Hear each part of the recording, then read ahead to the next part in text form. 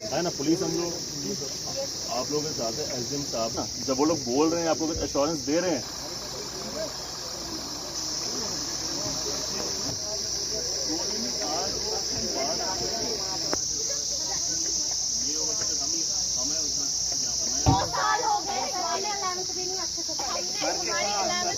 परसों बता दूंगा मैं आपको क्या मसला है ना, मतलब कहाँ से।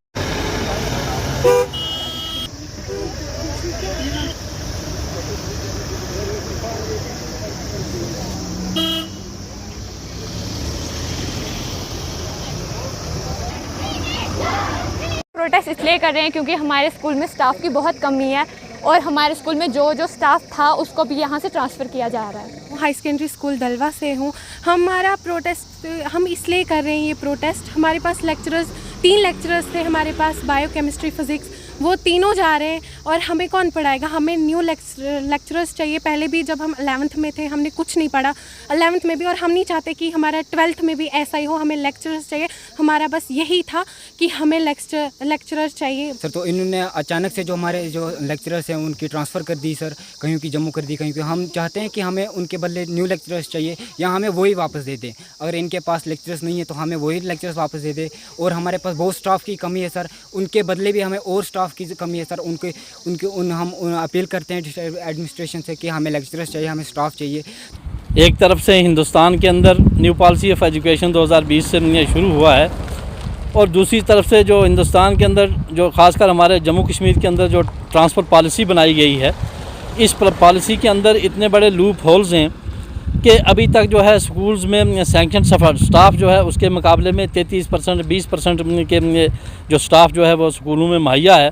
पिछले साल का ये ज़िक्र है कि 3 जो हाई स्कूल्स हैं इलाका गूल के अंदर, उन 3 हाई स्कूल्स का बिल्कुल 0% रिज़ल्ट आया। किसी तरह से तो ये उस्ताद इकराम पे ये कसूर रखा जाता है, लेकिन जहाँ तक एडमिनिस्ट्रेटिव एक ताल्लुक़ है, कम से कम स्कूल्स के अंदर जब तक स्टाफ पूरा ना हो तब तक रिज़ल्ट ओरिएंटेड एजुकेशन जो है वो प्रोवाइड नहीं की जा सकती। इसी तरह से इस साल अभी हाल में ही government higher secondary school Gool के अंदर और government higher secondary school Dalwa, government higher secondary school Thatharka, government higher secondary school Sangaldan, जो कि इलाका गूल के अंदर ही 4 बड़ी हायर सेकेंडरी स्कूल्स हैं, इन स्कूल्स के अंदर हालिया अभी 2 दिन पहले की ये बात है कि जितने भी लेक्चरर्स हैं हर स्कूल के अंदर, हायर सेकेंडरी स्कूल के अंदर कम से कम लेक्चर्स की 12 पोस्टें जो हैं सैंक्शन हैं और उन 12 में से इन हायर सेकेंडरी स्कूल्स के अंदर 3 या 4 आदमी जो लेक्चर्स जो वो मुहैया थे। लेकिन अभी जो कल परसों जो लिस्ट आई ट्रांसफ़र्स की, इसमें से उन तमाम आदमी को जो है वो यहाँ से ट्रांसफ़र कर दिया गया और सिर्फ एक जो है सब्स्टिट्यूट जो है पॉलिटिकल साइंस का यहाँ पर किसी जगह पे दिया गया है। बाकी जितने भी लेक्चरर्स हैं वो यहाँ से ट्रांसफ़र करके दूसरी जगह मुंतकिल कर गए हैं। हालांकि ये जो इस वक्त एकेडमिक सेशन जो है वो पीक पे है और अभी जो बच्चों का जो निसाब है, जो करिकुलम है, वो सिर्फ 50% या उससे कम ही जो है वो अचीव किया गया था उस्ताद इकराम ने। तो इस स्टेज पे जो है ये ट्रांसफ़र पॉलिसी बनाना और इस स्टेज पे लेक्चर्स को हायर सेकेंडरी स्कूल से हटाना जो है, मैं ये कहूँगा कि ये हमारे एडमिनिस्ट्रेशन जो एजुकेशन डिपार्टमेंट की एडमिनिस्ट्रेशन है उन्होंने झाड़ू फेर कर रख दिया ताकि आइंदा फिर से कोई 0% से जो रिज़ल्ट है इन हायर सेकेंडरी स्कूल्स के अंदर ज़्यादा मुहैया जो है वो नहीं हो सकता है।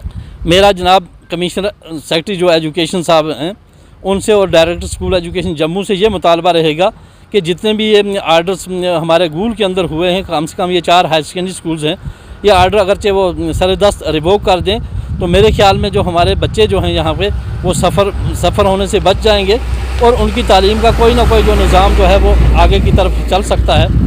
कि जहाँ तक स्टाफ की कमी है, वो पहले ही हमारा जो स्टाफ है बहुत कम था हायर सेकेंडरीज़ में। इस इशू को लेके हम कई बार लेफ्टिनेंट गवर्नर सर से मिले, चीफ सेक्रेटरी सर से मिले और ख़ासकर कमिश्नर सेक्रेटरी जो हमारे आलोक सर है उनसे मिले।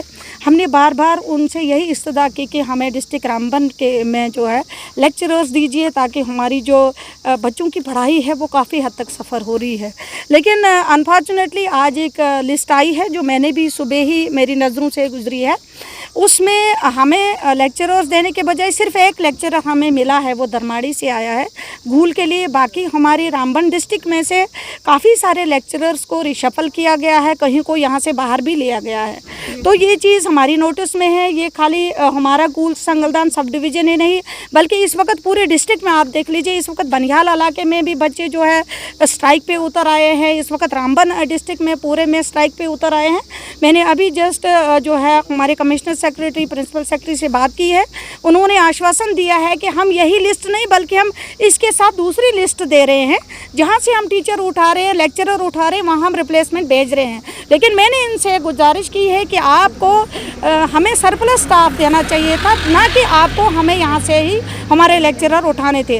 अब उन्होंने एक हमसे वादा किया है, प्रॉमिस किया है कि हम तब तक इनको रिलीव नहीं करेंगे जब तक हम इनके रिप्लेसमेंट नहीं भेजेंगे। और उसके साथ साथ हमने और भी डिमांड की है, क्योंकि पहले ही हमारे हायर सेकेंडरीज में 1 से 2 लेक्चरर है, जहाँ के इस वक्त हमारे सारे सब्जेक्ट्स यहाँ पर बच्चों ने लिए हुए हैं। कईयों ने मैथ लिया है, कईयों ने साइंस रखा है, कईयों ने हिस्ट्री रखा है, आर्ट्स रखा है। पूरा स्टाफ हमारे पास नहीं है, यहाँ तक कि हमारे आरईटी टीचर जो हैं वो हमारे बच्चों को एज लेक्चरर पढ़ा रहे हैं।